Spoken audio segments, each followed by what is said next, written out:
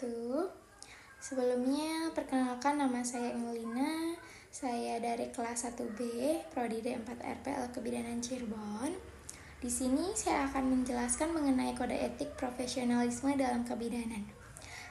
Kita sebagai seorang bidan mengemban tugas yang mulia dan memberikan pelayanan kesehatan yang berfokus kepada kesehatan ibu, bayi, maupun keluarga.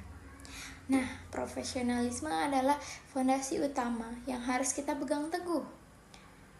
Serta kode etik adalah panduan yang dirancang untuk memastikan setiap bidan menjalankan tugasnya dengan integritas, kompetensi, dan tanggung jawab demi melindungi pasien serta menjaga kehormatan profesi. Lalu, apa saja sih profesionalisme dalam kebidanan itu? Yang pertama yaitu integritas dan kepercayaan. Sebagai seorang bidan, kita harus selalu bertindak dengan jujur, transparan, dan dapat diandalkan. Bagaimana sih caranya? Yang pertama yaitu memberikan informasi yang akurat dan lengkap kepada pasien tanpa menyembunyikan atau memanipulasi fakta. Yang kedua, tidak menyalahgunakan posisi, wewenang, atau informasi rahasia pasien untuk kepentingan pribadi. Yang ketiga, memastikan setiap tindakan yang diambil didasarkan pada pertimbangan medis yang tepat, bukan motif yang lain.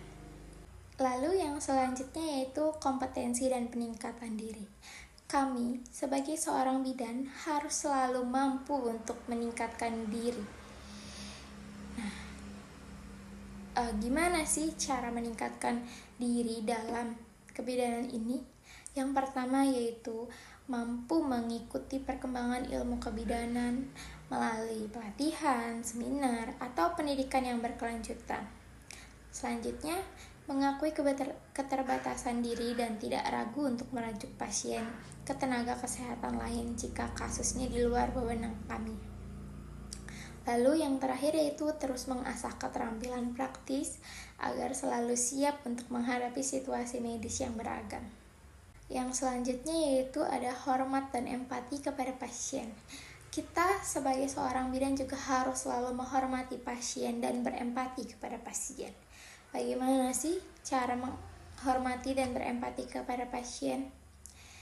Yang pertama yaitu dengan cara menghargai hak pasien untuk membuat keputusan atas tubuh dan kesehatannya setelah mendapatkan penjelasan yang baik, memberikan pelayanan yang berkualitas kepada semua pasien tanpa memandang latar belakang sosial, budaya, ekonomi, maupun agama, lalu mendengarkan dengan sungguh-sungguh keluhan dan kekhawatiran pasien, dan menciptakan hubungan yang saling percaya.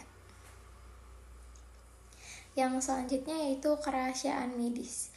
Nah, hal ini adalah hal yang sangat penting dan hal yang dapat dipercayai.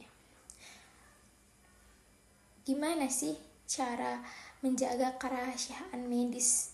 Nah, dalam hal ini kita dapat melakukan memastikan data dan rekam medis ini disimpan dengan aman, menjaga semua informasi pribadi dan medis dengan ketat, tidak menyebarkan data pasien kepada pihak yang tidak berwenang, kecuali dengan persetujuan pasien atau jika diwajibkan oleh hukum. Lalu selanjutnya yaitu tanggung jawab. Kita sebagai seorang bidan juga harus mampu bertanggung jawab penuh atas tindakan yang telah dilakukannya. Caranya yaitu dengan mengambil tanggung jawab atas kesalahan yang mungkin terjadi, lalu melaporkannya secara jujur dan berupaya memperbaikinya, menghindari sikap menyalahkan atau melepaskan tanggung jawab kepada rekan kerja atau pihak lain, memastikan setiap prosedur dilakukan dengan hati-hati dan sesuai dengan standar praktik yang berlaku. Lalu yang terakhir yaitu etika dalam hubungan kerja. Nah, dalam hal ini juga hal yang sangat penting karena kita sebagai tenaga kerja harus mampu beretika baik kepada sesama nakes tanpa membeda-bedakannya. Nah, caranya yaitu dengan saling menghormati dan mendukung sesama bidan, dokter, perawat, atau tenaga kesehatan yang lainnya, berkomunikasi secara terbuka dan efektif untuk memastikan pelayanan yang terbaik bagi pasien, menghindari persaingan yang tidak sehat atau tindakan yang merugikan rekan profesi. Nah, kode etik ini bukan sekadar aturan, melainkan sebuah komitmen pribadi. Dengan mempraktikkan setiap prinsip ini, kita tidak hanya menjaga profesionalisme, tetapi juga memastikan bahwa setiap pasien mendapatkan pelayanan yang terbaik, yang layak mereka dapatkan. Sekian video dari saya, kurang lebihnya mohon maaf. Wassalamualaikum warahmatullahi wabarakatuh.